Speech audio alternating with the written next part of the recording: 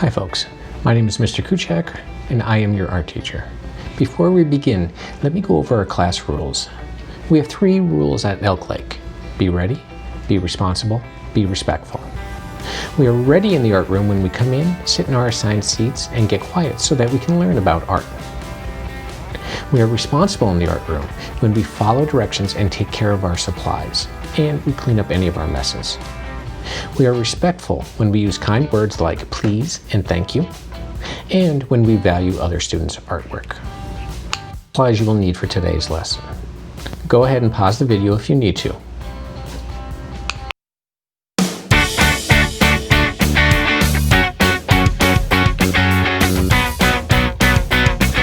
Move the camera so that you can see my paper. I will continue talking and you can just follow along.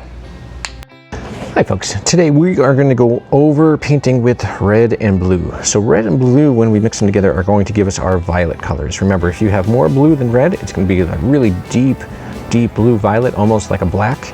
If you have more red than blue, you're going to have your red violets, and sometimes you get some neat scarlet colors and other colors inside there too. So let me show you how to do a little painting today. Today I'm going to do a little bit of a sunset. So I'm going to actually start with a little bit of red. And with my red, I am going to do just some bands of red. I'm going to spread this red out a little bit. I want to leave it a little bit thicker so that I have some spots in there. And then I'm going to do some mountains, but I'm going to do plateau mountains, like flat-topped mountains that you might see out in Arizona or New Mexico. And so I'm just going to kind of keep going with those. And then I'm going to take a little bit more of my red and I'm just going to fill it in. And I just want to be a little bit like scribbly with it so that I have some spots where I can add some blue later on. And then I'm just going to brush a little bit of sand in the bottom of the canyon. Now, red and blue will give you your violet color. So I'm going to take my blue and I'm going to go right over the top, way up here. And you can see it'll start mixing, it'll start getting a little bit darker, and I'll be able to blend it in. This way I can start doing like my sunset type color. So I'll get my blue going in there, and then it'll start mixing. I'll start getting some of my purples. I'll start getting some of my other colors inside there.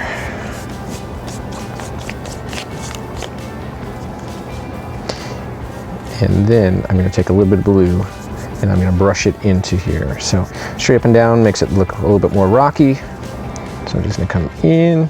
I'm going to brush some stuff on there, maybe it's like some bushes. And I'm just going to come in a little bit more. Maybe a couple little spots here and there on the bottom. And then I'm going to take and I'm going to wipe my brush off in my red until I get that nice purpley color that I'm looking for. And there it is.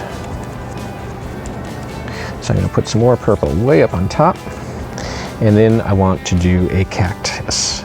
So if there's one, we say it's a cactus. If there's more than one, we say there's cacti. So I'm going to start with one of the saguaro cactuses that have the arms. So I'm going to come up, and then I'm going to pick up some more, and I'm going to go up and up. Almost looks like someone with their hands up and up. Yeah, I'll make that just a little bit bigger so it looks like a bigger. Now there's different shapes with your cacti. You might have a barrel cactus that just comes up and over. You might have some like the prickly pear that has little things sticking out, and that's where I'm going to use my stamping. And remember, they do have the pokes, the ouches, so we can always just tap on there to make it look like it is pokey. Or we can come up and we can use our brush and just push color into there to make it look like ouch. We don't want to mess with that. Ouch, ouch, ouch. So we have our pokies inside there. We can take a little bit more blue. We can go over some of our mountains that are not like standing out the way we want it to do. There we go. And that way we can make it look a little bit darker back and forth. I'm just going to take this red and I'm going to go around in a circle to make it look like the sun is getting ready to set. And I'm just going to brush a little bit more of that red into there because the sun's not down all the way, but we do want to make it feel like it's a little bit cooler. And I'm going to take some of that red down here at the bottom for the sand. And that way we have our desert picture kind of sunset with those great purples and blues. So go ahead and try using red and blue. See what kind of colors you can make with those. See what kind of picture you can do. Once again, you don't have to do a desert scene. You can make whatever you would like. Good luck with that. I can't wait to see what you make.